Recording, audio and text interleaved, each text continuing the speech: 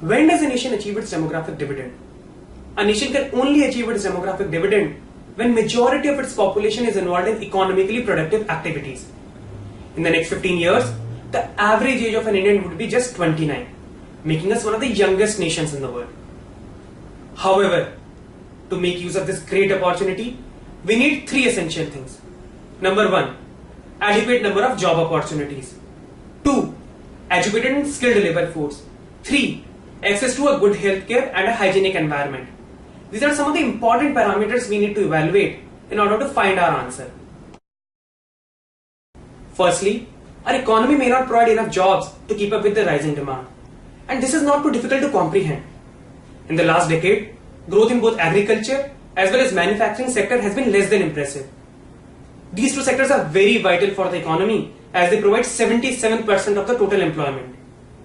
These sectors can only grow if we provide them a right infrastructure and a supporting ecosystem in both rural as well as urban areas. Everyone is aware of the poor state of our infrastructure, which is getting increasingly stressed day by day. Our roads are in shambles and most parts of our country face frequent power blackouts. Our labor laws are archaic and they do not give the flexibility to hire and fire. Our bureaucracy is not only slow but highly corrupt. Encouragement to entrepreneurs is still very limited. The whole system is inefficient and simply not geared to meet the rapidly changing needs of the business environment. We are more than 1 billion people, but still there is a shortage of educated and skilled labor force. The dropout rate in schools is as high as 40%. Gross enrollment rate in higher education stands at poor 12%. And even worse, only 25% of these graduates have the right skill set to join the workforce. When it comes to higher education, which is the foundation for building a knowledge and innovation based economy, we are moving in a wrong direction. Rather than increasing the quality of these institutes by providing more autonomy, we are compromising their merit by introducing reservations in faculty positions and opening new IITs and IIMs without proper planning. To achieve demographic dividend, we need a productive workforce. But this can only be ensured when we prioritize health and hygiene. Today, only 1 out of 3 people have access to proper sanitation facilities.